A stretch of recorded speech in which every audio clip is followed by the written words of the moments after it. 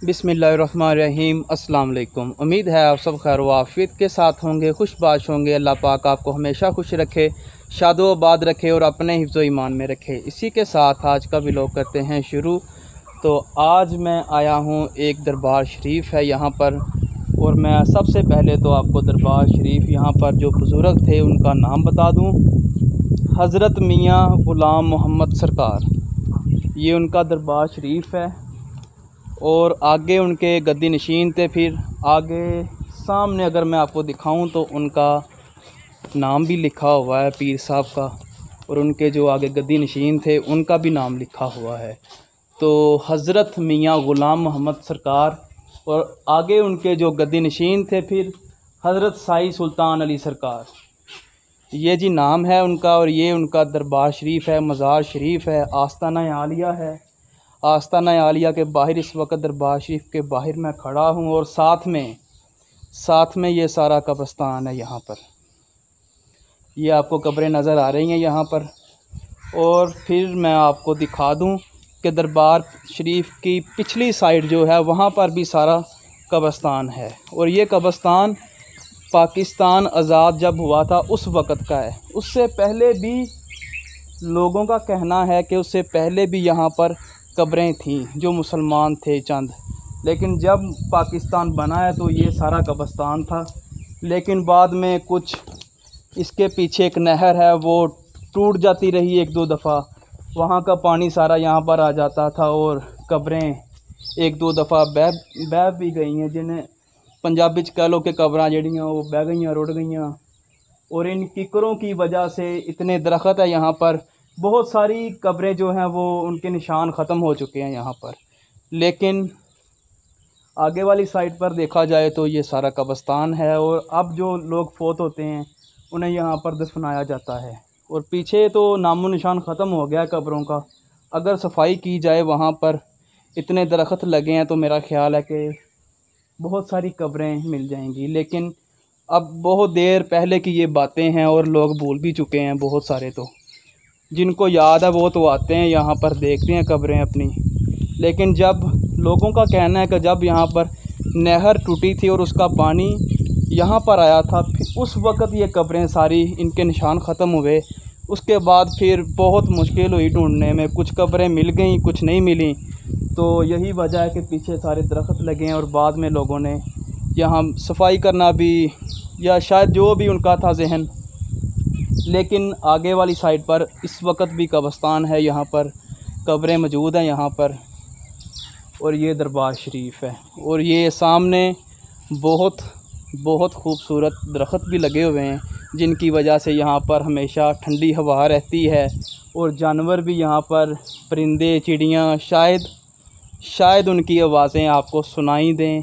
इस वक्त भी चिड़ियाँ गुनगुना रही हैं, गीत गा रही हैं, आपको आवाज़ आ रही होगी कैमरे में।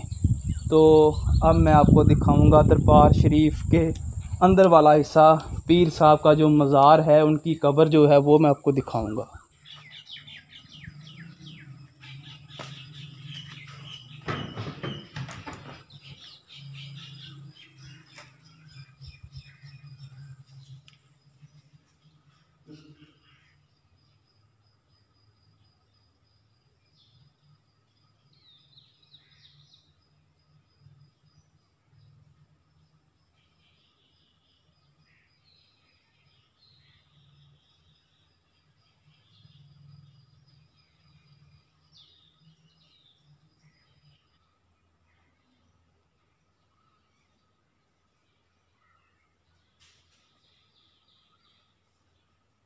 ये सामने कब्र मुबारक जो है, ये मियाँ ग़ुलाम मोहम्मद सरकार जो पीर साहब थे उनकी ये कब्र मुबारक है। इसके साथ ही उनके साहबजादे, ये नीचे लिखा हुआ है शहज़ादे अब्दुल रहीम सरकार। फिर इसके साथ ही फिर दूसरे शहज़ादे अब्दुल अज़ीज़ सरकार, और सिलसिला आलिया इनका है चिश्ती साबरी। और साथ में आगे ये वाली जो कब्र मुबारक है, ये इनके ख़ास मुरीद जो थे, जिन्हें लोगों के कहने के मुताबिक के इन्होंने आगे इनको अपना गद्दी नशीन बनाया था, साईं सुल्तान अली सरकार खलीफा साहब थे ये। सिलसिला मैंने पहले बता दिया है, चिश्ती साबरी ये सिलसिला है इनका। तो ये अंदर का खूबसूरत मंज़र है, माशाल्लाह बहुत खूबसूरत मंज़र है।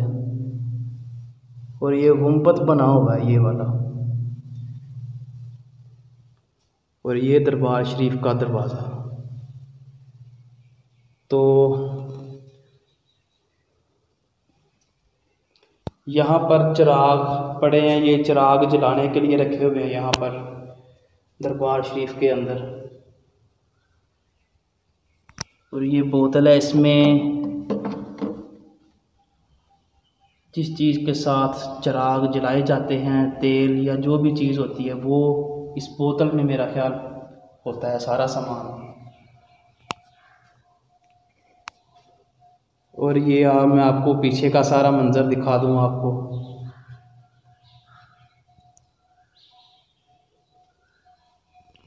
एक दरवाज़ा यहाँ पर बना हुआ है, ये इस वक्त बंद है दरवाज़ा ये वाला।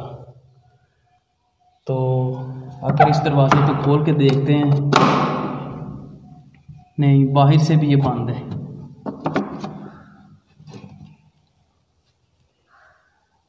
अब मैं दिखाता हूँ आगे और भी कब्रें बनी हुई हैं यहाँ पर, वो भी दिखाता हूँ। ये जनाब एक और हमें कब्र दरबार शरीफ के साइड पर मिली है, बाबा सदीक अवान वल्द नूरदीन। ये वाले भी मेरा ख्याल है कि इनके कोई ख़ास मुरीदों में से थे जिन्हें यहाँ दफनाया गया है। तो अब हम ये साथ ही एक कमरा बना हुआ है यहाँ पर, शायद यहाँ पर कोई सामान रखा हो, खुदा जाने। लेकिन सामान वाला कमरा जो है दरबार शरीफ का, जहाँ पर देगों का और लंगर शरीफ का सारा सामान पड़ा होता है, वो ये वाला कमरा है। और यहाँ पर आप देख सकते हैं ताला भी लगा हुआ है इस वक्त। और ये दरबार शरीफ की पिछली साइड है। आगे फिर वही मैंने पहले आपको दिखाया कब्रस्तान, कब्रस्तान शुरू हो जाता है। एक यहाँ हमें सिपाही हैं कोई, शहीद हसन अली सिपाही, ये माशाल्लाह उनकी कब्र मुबारक है। और सन दूसरी असल में सन मैं समझने की कोशिश तो कर रहा हूँ, लेकिन समझ आ जाए तो। माशाल्लाह जी, शहीद की कब्र पर हम इस वक्त खड़े हैं, ये भी एक फ़ख्र की बात है। और ये जिस तरह कब्र किसी मिस्त्री ने, कारीगर ने बनाई है, इससे पता चलता है ये बहुत पुरानी कब्र है। 40 मेरा ख्याल है कि 1945, सुभान अल्लाह, शहीद हसन अली सिपाही 7 बटालियन,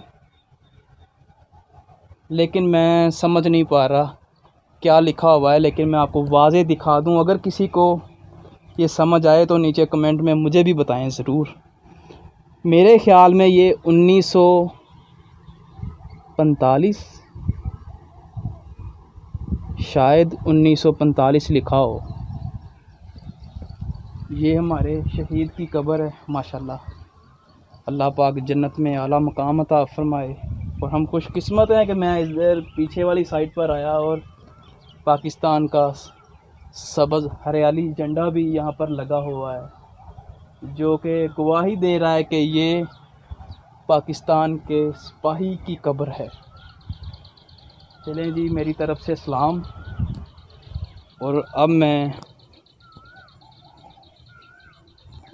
आगे दरबार शरीफ वाली साइड पर जा रहा हूँ। बहुत पुराना ये दरबार शरीफ है, बहुत पुराना। और ये इतनी किकरें लगी हुई हैं, आप खुद अंदाज़ा लगा लें कि यहाँ पर कोई जा नहीं सकता। आगे एक मस्जिद हुआ करती थी यहाँ पर, अब मैं आपको वहाँ पर लेकर चलता हूँ और वहाँ पर आपको दिखाऊंगा। इस वक्त तो वो मस्जिद वीरान पड़ी है, लेकिन अल्लाह का घर कभी भी तन्हा नहीं हो सकता। अगर इंसान नहीं तो वहाँ पर जिन्नात इबादतगाह उस जगह को बना लेते हैं जो अल्लाह ताला का घर हो।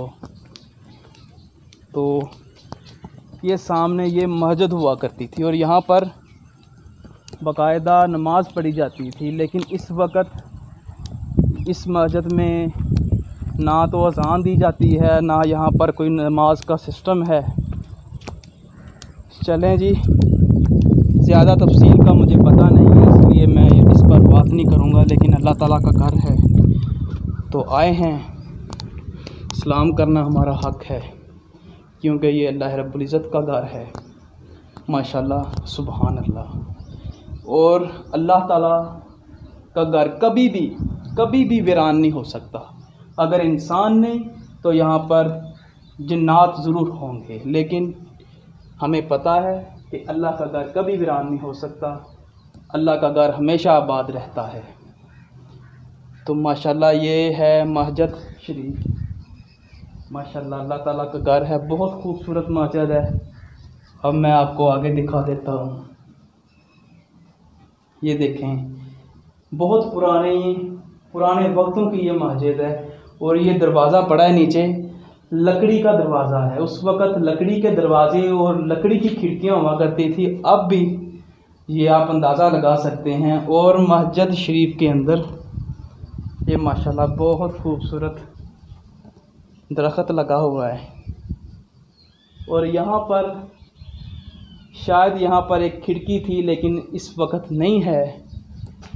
और फिर आगे वो सामने भी रोशनदान एक बना हुआ है, वो पता नहीं किस लिए, शायद हवा गुज़रने के लिए बनाया हुआ है यहाँ पर, क्योंकि यहाँ लाइट का सिस्टम नहीं है, लाइट नहीं है। दरबार शरीफ पर मेरा ख़्याल लाइट है, लेकिन मुझे अभी तक वहाँ लाइट का कोई सिस्टम निज़ाम नज़र नहीं आया। और ये मस्जिद के बाहर ये नलका लगा हुआ है वज़ू करने के लिए, लेकिन मस्जिद के इस साइड पर माशाल्लाह बहुत खूबसूरती है। और ये साथ में नहरी पानी, मैंने आपको बताया कि दरबार शरीफ के पीछे वाले हिस्से में, पीछे चले जाएं कब्रिस्तान के से भी आगे, तो आगे नहर आती है, साथ वाला गांव शुरू हो जाता है। तो उस नहर से पानी इस खाले में आता है और ज़मीनों को भी लगता है। तो ये देखें, ये नहरी पानी है।